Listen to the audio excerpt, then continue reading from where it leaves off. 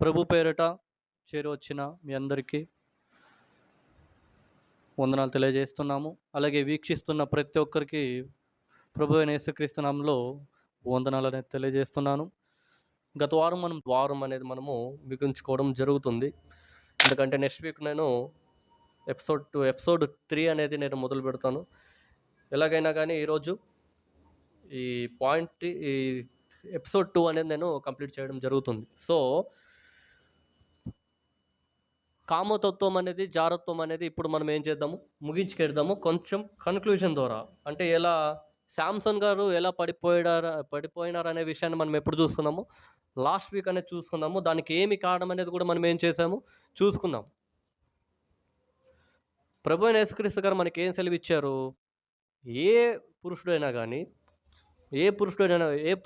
కానీ ఒక స్త్రీని మోహపు చూపుతో చూస్తేనే అప్పుడే వారి హృదయంలో ఆమెతో ఏం చేశారనేది ఉంటుంది, వ్యభిచారము చేశారనే మన ప్రభువైన యేసుక్రీస్తు గారు అంత కఠినంగా ఈ బైబిల్ గ్రంథంలో మనకి సెలవియడం జరిగింది. అంటే దీని ఉద్దేశం ఏమంటే, మోహపు చూపుతో చూస్తేనే మనం వ్యభిచారులు అయితే, మోహిస్తే ఏమవుతుంది, నాశనం అవుతాం. ఎవరికట్లా శాంసన్ ఎలా అయితే నాశనం అయినాడో అలాగే మనం కూడా. ఎందుకంటే ఆయన మోహపు చూపుతో చూడలేదంటే ఎవరు, శాంసన్. ఆయన మోహించాడంటే ఎవరిని, ఒక వేశ్యని మోహించాడు. అలాగే దెలీలా అనే స్త్రీని కూడా ఏం చేశాడు, మోహించడం జరిగింది. అంటే ఒక లెక్కలో శాంసన్ ఎవరంటే ఇక్కడ వ్యభిచారస్తుడు. ఎవరు, ఒక వ్యభిచారుడు ఎవరు, శాంసన్.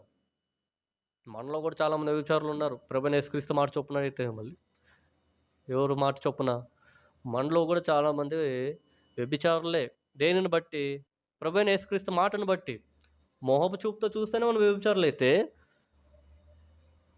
ఎందుకంటే మోహపు చూపుతోనే మనం ఏం చేస్తున్నాం ఇప్పుడు చూడడం జరుగుతుంది ఈ కాలంలో, ప్రస్తుత కాలంలో. ఆ కాలంలో అయితే సరిపోదు. ఆ కాలంలోనే అసలు ఎవరు శాంసన్ గారు పడిపోయినారంటే, ఈ కాలం ఎలాంటిది ఇప్పుడు మళ్ళీ? ఈ కాలంలో సోషల్ మీడియా అని రకరకాల ప్లాట్ఫామ్ చొప్పున ఎంతోమంది మొబైల్స్ అని ఏం చేస్తున్నారు, యూస్ చేసుకుంటూ టైం పాస్ చేసుకుంటూ దాన్ని ఏం చేస్తున్నారు, ఫోన్లో దాంట్లో విలువైన ఒక మెసేజ్లు ఏమైనా వస్తాయంటే అట్లా కాదు. అన్నీ ఎలాంటివి వస్తాయి, అన్నీ మనము మోహపు చూపుతో చూసేలాంటివి ఏమొస్తాయి, దాంట్లో వస్తాయి. నువ్వు చూస్తావు, ప్రభు అయిన యేసుక్రీస్తు మాట చొప్పున నెరవేరుస్తుంది. ఏమది, నువ్వు చూసావు కాబట్టి నీ హృదయంలో ఆమె యందు నువ్వేమైనావు, ఇప్పుడు వ్యభిచారస్తుడు అయినావు. అంటే ఇక్కడ ఎవరు, అందుకే ప్రభు అయిన యేసుక్రీస్తు గారు మన బైబిల్ గ్రంథంలో ఏం రాయించి పెట్టారంటే, నీతిమంతుడు లేడు, ఒక్కడూ లేడని ఉంటుంది ఎక్కడ బైబిల్ గ్రంథంలో. దీనిని బట్టే, ఎందుకంటే మన హృదయము మోసకరమైనదని ఎక్కడ ఉంటుంది, బైబిల్లో కూడా ఉంటుంది.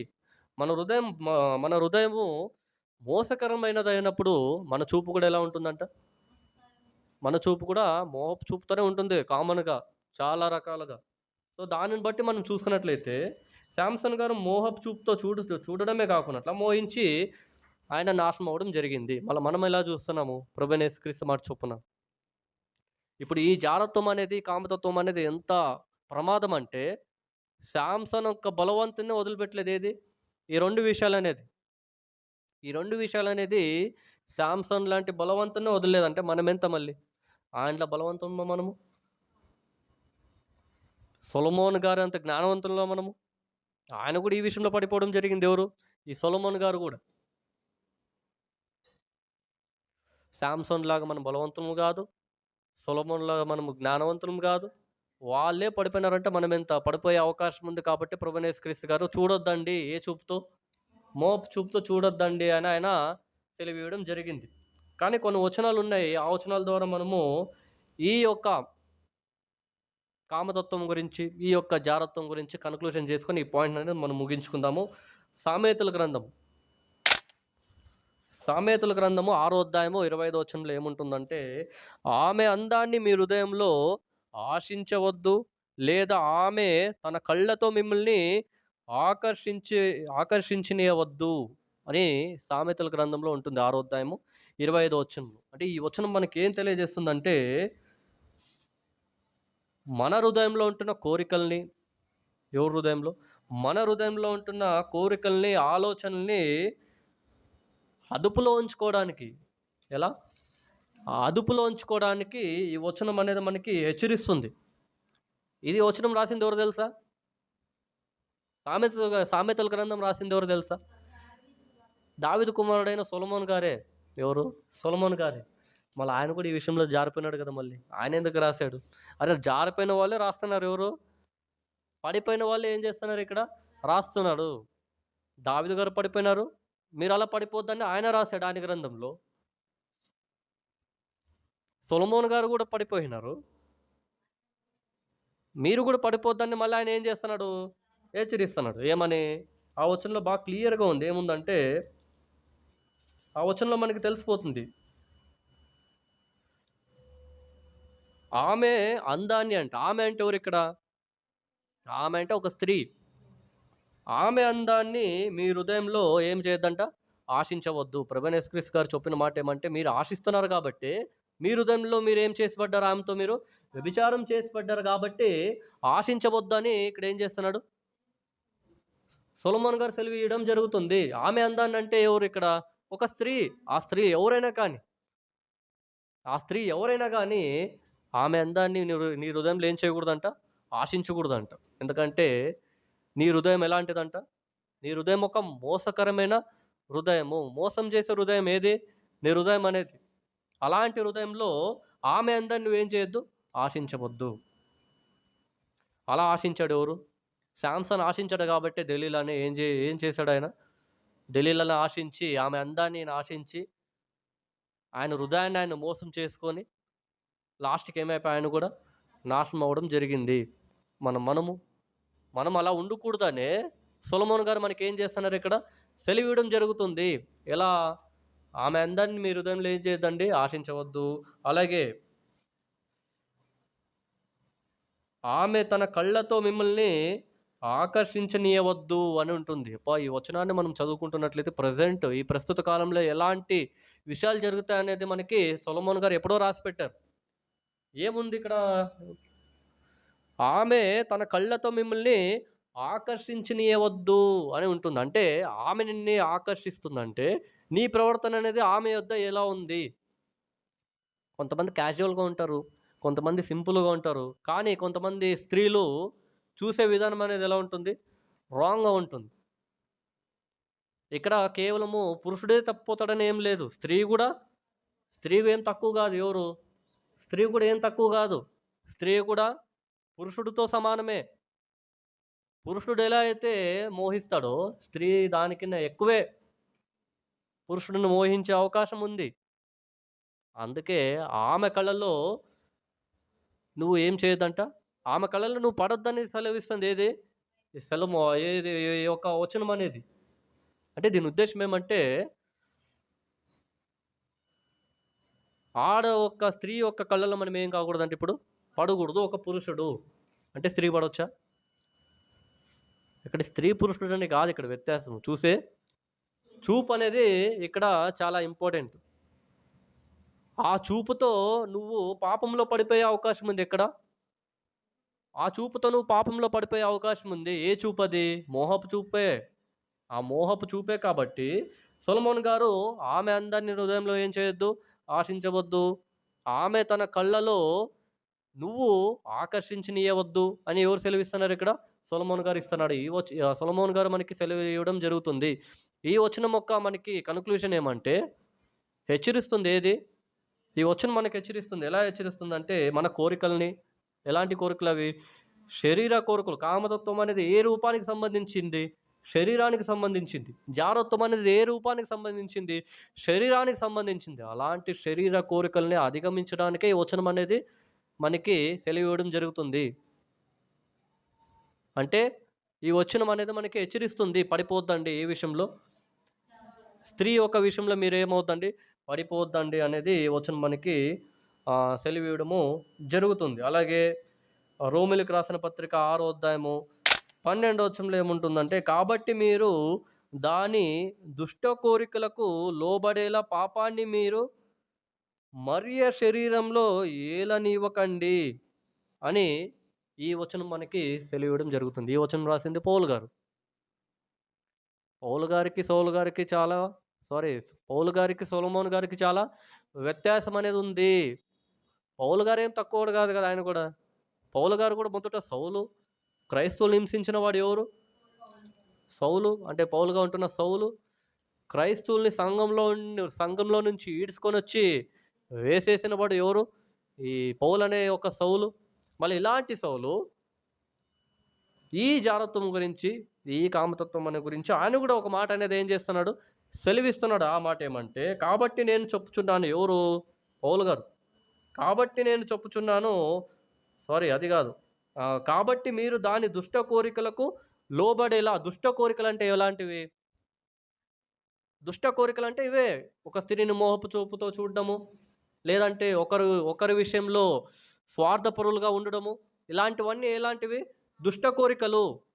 అలాంటి దుష్ట కోరికలకు లోబడేలా పాపాన్ని మీరు మర్య శరీరంలో ఏలనీయకండి. అలాంటి కోరికలు పుట్టేదే మన శరీరంలో. ఏ శరీరంలో? మన మానవ శరీరంలో. మన మానవ శరీరంలో అలాంటి కోరికలు వస్తాయి కాబట్టే దాన్ని అధిగమించండని పౌలు గారు కూడా మనకేం చేస్తున్నారు? సెలవిస్తున్నారు.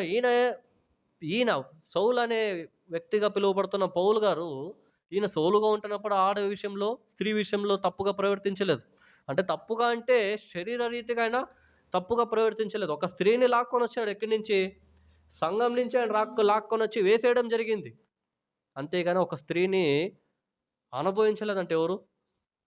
ఈ పౌలనే ఒక సౌలుగా ఉంటున్న అప్పుడు కాలంలో. కానీ ఆయన ఎందుకు ఈ వచనాన్ని రాస్తున్నాడంటే, ఒక స్త్రీ అనేది ఎంత ప్రమాదం అనేది ఆయన ఏం చేస్తున్నాడు ఇక్కడ? ఈ వచనం ద్వారా ఆయన తెలియజేయడం జరుగుతుంది.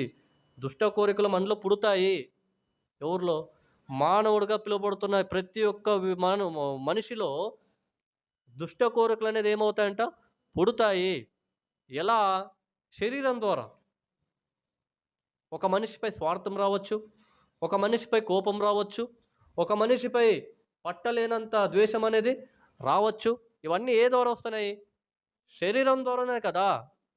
అలాగే ఒక మనిషిలో కామతత్వం రావచ్చు. ఒక మనిషిలో జారత్వం అనేది కూడా పుట్టొచ్చు. దీన్ని అధిగమించండి. ఎవరు? మనమని పౌలు గారు ఏం చేస్తున్నారు ఇక్కడ? నేను చెప్పుచున్నానని ఇక్కడ సెలవిస్తున్నాడు. ఎవరు? పౌలు గారు. అంతేకాదు మన శరీరంతో ఎలాంటి తప్పులు మనం ఏం చేయకూడదు అంటున్నాడు ఇక్కడ పౌలు గారు సెలవీయడం జరుగుతుంది. అంటే ఈ వచనం ఒక కన్క్లూజన్ ఏమంటే, ఈ వచనం మనకి కన్క్లూజన్ ఏమిస్తుందంటే, కామపు ఆలోచనలు మరియు కోరికలు మీ హృదయంలో వెళ్ళనీయకుండా హెచ్చరిస్తుందంటే ఏది? ఈ వచనం. పౌలు గారు అందుకే సెలవిచ్చారు. ఆయన కామం విషయంలో పడిపోయినారు అనే ఒక బైబిల్ గ్రంథంలో లేదు. ఎవరు? పౌలు గారు. ఆయన సౌలుగా ఉంటున్నప్పుడు కూడా పాడిపోవడం లేదు. ఏ విషయంలో? కామం అనే విషయంలో. కానీ మనం పడిపోతున్నాం. ఎవరు? క్రైస్తవులుగా పిలువబడుతున్న మనం పడిపోతున్నాము. క్రైస్తవులే కాక మనుష్యుగా పిలువబడుతున్న ప్రతి ఒక్కరు ఏమవుతున్నారంట? ఈ 2 విషయాల్లో పడిపోతున్నారు. కాబట్టి మీరు జారిపోకండి. ఏ హృదయంలో? శరీరంలో, మీ హృదయంలో జారిపోకండి అని ఈ వచనం అనేది కన్క్లూజన్ మనకి హెచ్చరిస్తుంది. ఎవరి విషయం ద్వారా? పౌలు గారు మనకి హెచ్చరించడం జరుగుతుంది. అలాగే గలితీయులకు రాసిన పత్రిక 5వ అధ్యాయము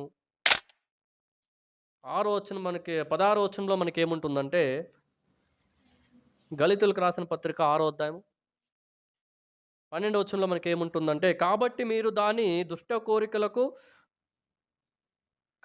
నేను చెప్పుచున్నాను, ఆత్మ ద్వారా నడుచుకోండి, అప్పుడు మీరు శరీర కోరికలను తీర్చరు. ఈ వచనం రాసింది కూడా ఎవరు? పౌలు గారే. గలితీయులకు సంఘంలో ఉంటున్న వాళ్ళకి ఆయన ఏం చేస్తున్నాడు? హెచ్చరిస్తున్నాడు ఈ వచనం ద్వారా. ఎవరు? పౌలు గారు. ఏమని? కాబట్టి నేను చెప్పుచున్నానంటే ఎవరు? అంటే ఈయన మళ్ళా చెప్తున్నాడు. రోమిల్లో ఉంటున్న వాళ్ళకి చెప్పాడు. అలాగే గలితీయుల సంఘం వారు కూడా ఆయన హెచ్చరిస్తున్నాడు. ఏమంటే, కాబట్టి నేను చెప్పుచున్నాను, ఆత్మ ద్వారా మీరు ఏం కావండి? నడుచుకోండి. ఏ ఆత్మ ద్వారా? మనలో ఉంటున్న పరిశుద్ధాత్మ ద్వారా. పొందుకున్నాం కదా మనం. పరిశుద్ధాత్మని మనము పొందుకున్నాం కదా. ఎప్పుడు? బాప్తిసం ద్వారా. మళ్ళా ఆ బాప్తిసం ద్వారా పరిశుద్ధాత్మ నీలో ఉంటే అలాంటి ఆలోచనలు నీకెందుకు వస్తాయి? పొందుకున్నా గాని వస్తాయి కాబట్టి పౌలు గారు ఏం చేస్తున్నారు ఇక్కడ? సెలవియడం జరుగుతుంది. ఎలా? ఆత్మ ద్వారా నడుచుకోండంట.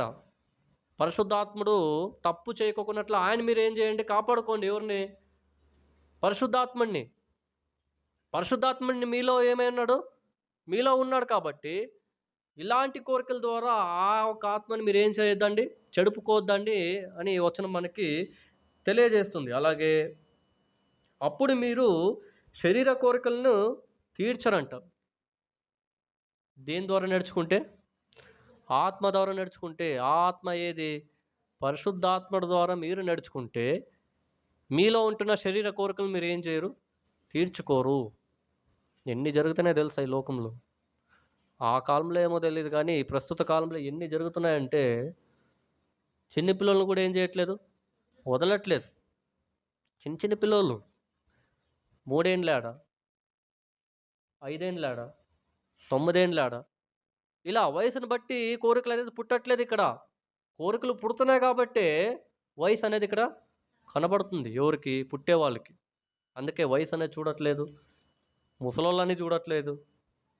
పిల్లలని చూడట్లేదు. పసిపిల్లోలని చూడట్లేదు. ఇదే దారుణం అనుకుంటే, పుట్టిన పిల్లలను కూడా వదలట్లేదు ఈ కాలంలో.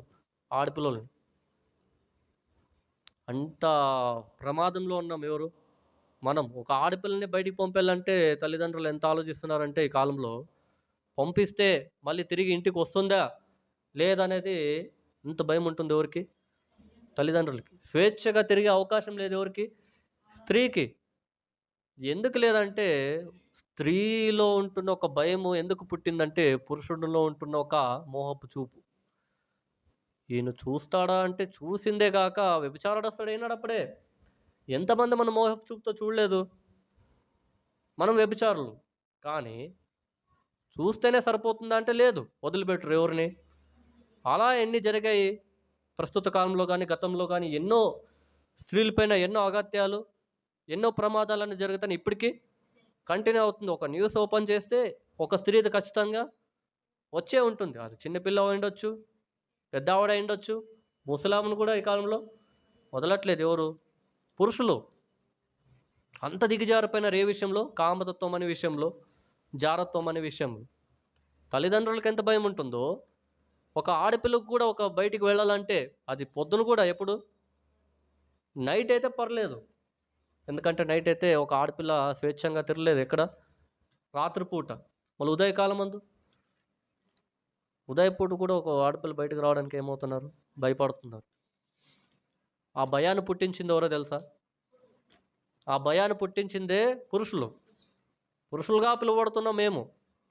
దేన్ని పుట్టించడము? ఆ భయాన్ని పుట్టించడము లేడీస్ విషయంలో. గాంధీ గారు ఓ మాట అన్నారు. ఏమన్నారంటే, నేను స్వతంత్రాన్ని తెచ్చించానే కానీ పరిపూర్ణమైన స్వతంత్రం ఇంకా మనకి రాలేదంట. ఎవరికి? మనకి. స్వాతంత్రం వచ్చింది. ఎప్పుడొచ్చింది? 1947లో మనకి స్వాతంత్రం అనేది గాంధీ ద్వారా మనకి వచ్చింది. కానీ పరిపూర్ణమైన స్వాతంత్రం అనేది ఇంకా మనకి రాలేదు. ఎందుకీ అని గాంధీ